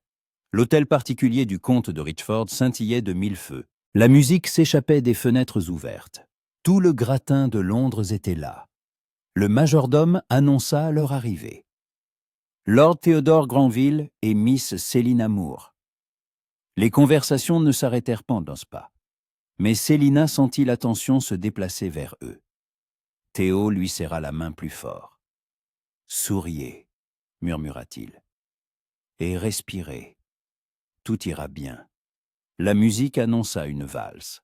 Théo se tourna vers Célina. « M'accorderiez-vous cette danse ?» Elle hocha la tête et il la guida sur la piste. Sa main se posa sur sa taille, l'autre prit la sienne. Ils commencèrent à bouger, et le monde autour d'eux s'estompa. Il n'y avait plus que deux, la musique et cet instant. « Je pensais à cette nuit-là, » dit doucement Théo. « Au bal, il y a 1 an, quand je vous ai vu pour la première fois. Vous ne me l'avez jamais raconté. Qu'avez-vous pensé ?» Il sourit. « J'ai pensé que vous dansiez comme si vous voliez, que votre sourire illuminait toute la salle, et que je devais faire votre connaissance, sinon je deviendrais fou de curiosité. Mais vous n'êtes pas venu. » Non, j'étais un lâche. J'avais peur de dire une bêtise, ou de tomber amoureux. Puis je vous ai vu sur la terrasse, seul, et je n'ai plus pu me retenir. Célina sentit les larmes lui monter aux yeux. « Vous avez détruit ma vie avec ce baiser. »« Je sais, » murmura-t-il, « et je passerai le reste de la mienne à tenter de réparer cela. » La valse se termina, mais ils restèrent immobiles, se regardant. « Je vous aime, » dit Théo. « Je sais que je l'ai déjà dit, mais je veux que vous l'entendiez encore et encore, chaque jour. »« Je vous aime aussi, » murmura Célina, prononçant ces mots pour la première fois à voix haute. Malgré tout, mais le bonheur fut de courte durée. Parmi les invités, Célina remarqua une femme près d'une colonne. Jeune, belle, avec des cheveux roux flamboyants et des yeux émeraudes. Elle portait une robe de soie blanche audacieuse et coûteuse. Et elle regardait Théo, d'un regard qui suggérait qu'elle le connaissait, qu'elle avait des droits sur lui. Célina sentit un froid l'envahir. Théo, qui est cette femme? Il se retourna, suivit son regard, et son visage blêmit. Viola, murmura-t-il. Viola Grayson. Qui est-elle? Le silence de Théo fut une réponse suffisante. C'était votre maîtresse, dit Célina, et ce n'était pas une question. Il y a longtemps, répondit vivement Théo. Il y a 3 ans. C'est fini. Pourquoi ne m'en avez-vous jamais parlé? Parce que cela n'a aucune importance. Mais Viola s'avançait déjà vers eux, d'une démarche assurée, presque prédatrice. Théodore, mon cher, dit-elle de sa voix basse et veloutée. Comme il y a longtemps. 1 an? Ou plus? Lady Viola, répondit froidement Théo. Permettez-moi de vous présenter ma fiancée, Miss Célina Moore. Viola tourna son regard vers Célina, et une lueur acérée brilla dans ses yeux. Ah oui? la fiancée. Comme c'est romantique. Elle sourit plus largement. Félicitations à vous deux, bien que je doive avouer ma surprise. Je pensais que Théodore ne se marierait jamais. Il a toujours eu si peur des engagements. Célina sentit la colère monter, mais garda un visage calme. Les gens changent, Lady Viola. Change? Viola éclata de rire. Ou trouve-nous simplement quelqu'un qui accepte leurs conditions? Viola, la prévint Théo, s'est déplacée. Déplacée? Je ne fais que féliciter un vieil ami. Est-ce un crime?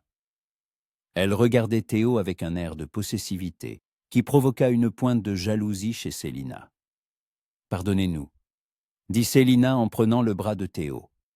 Nous devons partir. Elle l'entraîna et il ne résista pas. Mais une fois sur la terrasse, loin de la foule, Célina se tourna vers lui. Pourquoi ne m'avez-vous rien dit à son sujet? Parce qu'elle est le passé, répondit Théo, las. Elle ne signifie rien. Mais elle a raconté un jour. Il soupira. Oui, un jour. Il y a 3 ans, je pensais l'épouser. Mais j'ai compris que nous n'étions pas faits l'un pour l'autre. Elle voulait un titre, de l'argent, une position. Mais pas moi. Célina le regardait, essayant de savoir s'il disait la vérité. Ses yeux étaient insincères, mais aussi fatigués. Une vieille douleur. « Et que veux-je, moi » demanda-t-elle doucement. Théo prit son visage entre ses mains.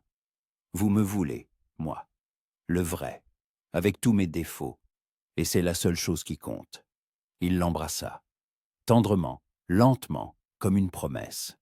Et Célina s'autorisa à le croire, au moins pour cette nuit. Mais en retournant dans la salle de bal, Viola était toujours là, les observant depuis la foule, souriant. Et Célina sut que ce n'était pas fini. Ce n'était que le début d'une nouvelle bataille. La lettre arriva le lendemain du bal. L'écriture était élégante, à l'encre violette. Viola Grayson. Célina l'ouvrit, l'angoisse lui serrant la gorge. Cote 105. Célina relut la lettre 3 fois. Chaque mot était un poison enrobé de politesse. Elle aurait dû la déchirer, la jeter. Mais la curiosité et la peur étaient à plus forte. Elle devait savoir. Si Théo cachait quelque chose, mieux valait l'apprendre maintenant. La maison de Lady Viola sur Berkeley Square était moins imposante que celle des Grenville, mais tout aussi luxueuse. Célina fut conduite dans un salon qui croulait sous les fleurs, roses, lys, orchidées. Leur parfum était écœurant, presque suffocant. Viola l'attendait, allongée sur une méridienne. Elle portait une robe de mousseline pêche, ses cheveux roux tombant en cascade sur ses épaules. « Miss Moore, quelle amabilité d'être venue » dit Viola en souriant. « Vous avez écrit que vous aviez quelque chose à me montrer. »« Droit au but, j'aime ça » rit Viola. « Bien. » Elle se leva, prit une petite pile de lettres. Ce sont des lettres de Théodore. Il m'a écrit toute l'année dernière, de Grèce, de Turquie. Il parlait de ses voyages et de vous. Le cœur de Célina se serra. Théo avait écrit à Viola. Toute l'année, Viola lui tendit une des lettres. Célina la prit, les doigts tremblants. L'écriture était familière. Code 106. Célina lisait, et chaque mot était un coup de poignard. Il avait écrit à Viola, partagé ses pensées avec elle, ses sentiments, sur Célina. Continuez, l'encouragea Viola en lui tendant une autre lettre. Celle-ci est particulièrement intéressante. D'Istanbul. Quand on s'enseigne, les mots se brouillaient devant ses yeux. « Vous voyez » dit doucement Viola. Il ne savait pas lui-même ce qu'il ressentait. Et maintenant, il s'est convaincu que c'est de l'amour. Mais ce n'est que le sens du devoir. Et un jour, quand sa dette sera payée, il partira, comme il m'a quitté. Célina était assise, immobile. Les lettres reposaient sur ses genoux, accusatrices, impitoyables. Théo avait douté de ses sentiments, et en avait écrit à une autre femme. « Pourquoi me montrez-vous cela » demanda-t-elle, sa voix semblant venir de loin. « Parce que vous semblez être une bonne personne, » répondit Viola. « Et je ne veux pas que vous souffriez comme moi. Théodore est un homme merveilleux, mais il est incapable d'aimer vraiment. Il aime l'idée de l'amour. l'idée de sauver. Mais face à la réalité, aux obligations quotidiennes, il s'enfuit. Célina se leva. Les lettres tombèrent au sol. « Je vous remercie pour votre honnêteté, dit-elle machinalement. Je dois partir. » Elle sortit sans un regard en arrière. Agatha vit son visage et ne posa aucune question. Elle la serra dans ses bras, et Célina s'autorisa enfin à pleurer. Elle ignora les messages de Théo pendant toute la journée suivante. Il vint 2 fois, mais elle refusa de le voir. La 3e fois, il ne partit pas. Il s'assit dans le hall et dit au majordome qu'il attendrait qu'elle descende. « Il est assis là depuis 2 heures », lui rapporta Agatha d'un air renfrogné. « Il a dit qu'il ne partirait pas, même s'il devait dormir sur les marches. » Célina se regarda dans le miroir. Elle n'avait pas dormi. Ses yeux étaient rouges, son visage pâle. Elle ne pouvait pas se cacher éternellement. Elle descendit. Théo s'éleva d'un bond en la voyant.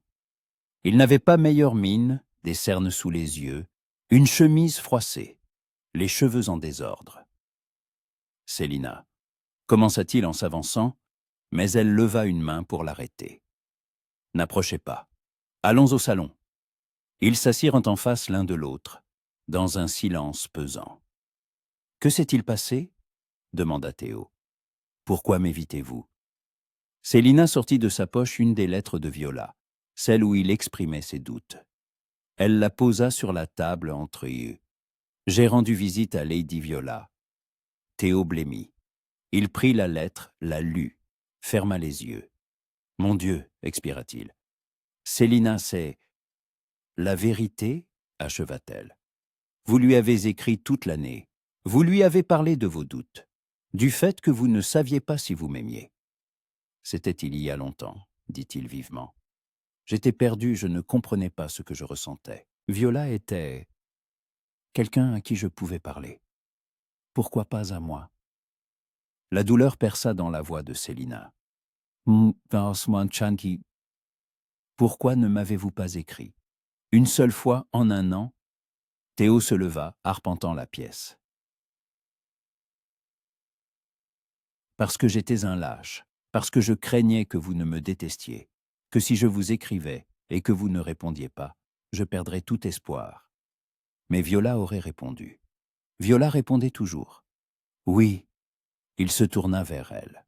« Oui. » Elle répondait, parce qu'elle voulait me garder sous son emprise, parce qu'elle espérait que je reviendrais à elle. Mais je ne suis pas revenu à elle, Célina. Je suis revenu à vous. Par devoir, dit doucement Célina. Vous l'avez écrit vous-même. Vous ne saviez pas si c'était de l'amour ou de la culpabilité. Théo s'agenouilla devant elle, prit ses mains. Je ne le savais pas alors, mais je le sais maintenant. Célina, écoutez-moi. S'il vous plaît, sa voix tremblait. Cette année loin de vous a été un enfer. J'ai essayé de vous oublier. J'ai fréquenté d'autres femmes, cherché du réconfort dans les voyages, les ruines, le vin. Rien n'y faisait. Parce que chaque nuit, je m'endormais en pensant à vous. Chaque matin, je me réveillais avec votre nom sur les lèvres. Et au milieu de tout ça, j'ai compris. Ce n'est pas de la culpabilité, c'est de l'amour. Un amour vrai, torturant, dévorant. Célina le regardait, des larmes coulant sur ses joues. Comment puis-je savoir que c'est la vérité ? Comment puis-je vous croire, alors que vous vous êtes déjà enfui une fois ? Parce que je suis là, répondit-il. Parce que malgré tout, ma mère, la société, Viola, le monde entier, je vous choisis. Chaque jour, chaque seconde, je ne m'enfuirai plus à Célina. Je vous ai donné ma parole. Et je préférerais mourir plutôt que de la trahir. Elle voulait le croire. Mon Dieu, comme elle le voulait. Viola a dit que vous étiez incapable d'aimer vraiment, que vous n'aimez que l'idée de sauver. Violemment, rétorqua sèchement Théo. Elle est en colère parce que je ne l'ai pas choisie, parce que je ne l'ai jamais aimée comme je vous aime. Oui, j'ai cru un jour que je l'épouserais, mais je n'ai jamais ressenti pour elle le centième de ce que je ressens pour vous. Avec elle, c'était facile, sûr, ennuyeux. Mais avec vous, il s'arrêta cherchant ses mots. Avec vous, je vis, c'est réel, effrayant, merveilleux. Je ne veux pas vous sauver, Célina, je veux être à vos côtés. En tant qu'égale, en tant que partenaire, en tant que mari, Célina cacha son visage dans ses mains. Tout se bousculait en elle. La colère, la douleur, l'espoir, l'amour. Elle ne savait que croire. « J'ai besoin de temps », murmura-t-elle. « J'ai besoin de réfléchir. » Théo hocha la tête, bien que la douleur se lût dans ses yeux. « Autant que vous voudrez. J'attendrai. 1 an, 2, toute une vie. Mais s'il vous plaît, ne renoncez pas à nous. Ne laissez pas Viola détruire ce que nous construisons. » Il se leva, s'inclina et sortit. Célina resta seule, dans le silence du salon, les larmes aux yeux et la bague au doigt, qui lui parut soudain bien trop lourde. Agatha la trouva le soir dans le jardin. Célina était assise sur un banc, près d'un rosier, le regard perdu. « Tu l'aimes », dit sa tante en s'asseyant à côté d'elle. « Ce n'était pas une question. Oui. Et il t'aime. »« Je ne sais pas. Moi, je le sais, » affirma fermement Agatha. Un homme n'attend pas 2 heures dans un hall, ne s'agenouille pas, ne supplie pas, s'il n'aime pas. L'orgueil l'en empêcherait. Célina secoua la tête. Mais si Viola a raison, si c'est juste... Viola est une garce envieuse qui ne supporte pas qu'il t'ait choisi, toi, et pas elle. L'interrompit Agatha. Et elle utilise tes peurs contre toi. Ne la laisse pas faire. Mais ces lettres ont été écrites, il y a 1 an, par un homme perdu et t'es effrayé. Les gens changent, Célina. Tu as changé en 1 an, il a changé aussi. La question est, es-tu prête à lui donner une chance de le prouver? Célina regarda la bague à son doigt. De qui? L'émeraude scintillait dans la lumière du crépuscule. J'ai peur, avoua-t-elle. Bien sûr que tu as peur, dit Agatha en la prenant par les épaules. L'amour est effrayant, surtout quand on a déjà été blessé. Mais sais-tu ce qui est encore plus effrayant? Passer sa vie à se demander « quoi te casse ?» Célina ne dormit pas de la nuit. À l'aube, elle prit sa décision. Elle s'habilla avec soin. Une robe de fine laine couleur lit de vin, col haut, manches longues. Ses cheveux en un simple chignon. Rien d'extravagant. Juste elle. Elle arriva à l'hôtel particulier des Granville à 8 heures du matin, 1 heure indécente pour une visite, mais elle n'en avait cure. Le majordome tenta de lui dire que Lord Grenville n'était pas encore réveillé, mais Célina l'ignora. Où est sa chambre? Le majordome, choqué par son audace, lui indiqua l'escalier. Célina monta au 2e étage, trouva la porte au bout du couloir et frappa. Fortement. « Entrez !» répondit la voix rendormie de Théo. Elle entra. La chambre était grande, bacaignée par la lumière du matin. Théo était assis dans son lit, vêtu d'une simple chemise ouverte sur le torse, les cheveux en bataille. Il cligna des yeux en la voyant, comme s'il ne pouvait y croire. « Célina ?» Elle ferma la porte derrière elle, un geste scandaleux, mais elle s'en moquait. « Je veux la vérité, » dit-elle en s'approchant. « Toute la vérité, sans fioriture, sans belles paroles. Mais m'aimez-vous vraiment? Ou est-ce que le sens du devoir ?» Théo se leva et s'approcha d'elle. Ils étaient si proches qu'elle sentait la chaleur de son corps. « Je vous aime, » dit-il simplement. « Je vous aime au point de ne plus pouvoir respirer quand vous n'êtes pas là, au point d'être prêt à affronter le monde entier pour avoir le droit de vous appeler mienne. Ce n'est pas un devoir, Célina. C'est une obsession, une folie. C'est la seule chose réelle que j'ai jamais ressentie. »« Prouvez-le, » murmura-t-elle. Il prit son visage entre ses mains et l'embrassa. Pas tendrement, pas prudemment comme avant, mais avec fureur, avec désespoir, comme pour mettre dans ce baiser tout ce qu'il ne pouvait dire avec des mots. Célina répondit avec la même passion, l'enlaçant, se pressant contre lui. Une année de douleur, de solitude, d'attente, tout se déversa dans ce baiser. Quand ils se séparèrent, ils étaient tous deux à bout de souffle. Je vous épouse, dit Célina. Pas pour l'argent, pas pour le titre, pas pour la société, parce que je vous aime et parce que je crois que vous m'aimez. Mais si jamais vous vous enfuyez à nouveau, si vous m'abandonnez, je ne pardonnerai pas. Jamais. Je ne m'enfuirai pas, promit Théo. Je le jure sur tout ce que j'ai. Ils s'embrassèrent encore et encore, perdant la notion du temps, jusqu'à ce que le majordome frappe discrètement à la porte, rappelant les convenances. Le mariage eut lieu en juillet, comme prévu. Une petite cérémonie discrète dans la chapelle familiale des Moore. Agatha était là, ainsi que le capitaine Haywood et sa sœur. Le comte de Richford envoya un cadeau et de chaleureuses félicitations. Lady Grenville ne vint pas, mais envoya une lettre courte, formelle, mais sans hostilité. Viola était également absente. Célina avait entendu dire qu'elle était partie pour Paris une semaine après leur dernière rencontre. On disait qu'elle y avait trouvé un riche comte. Célina lui souhaita sincèrement d'être heureuse. Tout le monde méritait une seconde chance. Célina se tenait devant l'autel dans une robe de soie crème, ornée de perles et de dentelles. Théo la regardait comme si elle était la 8e merveille du monde. Quand le prêtre demanda « Consentez-vous à prendre cet homme pour époux ?» Elle répondit fermement « Je le veux. » Et quand Théo lui passa l'anneau au doigt, elle vit des larmes dans ses yeux. « Je vous aimerai chaque jour, murmura-t-il. Je le promets. » Et moi aussi, répondit-elle. Ils s'embrassèrent dans tout son des cloches. Et Célina sentit quelque chose en elle guérir, se ressouder. Ils passèrent leur lune de miel en Écosse, dans un petit domaine au bord d'un loch, loin de Londres et de ses commérages.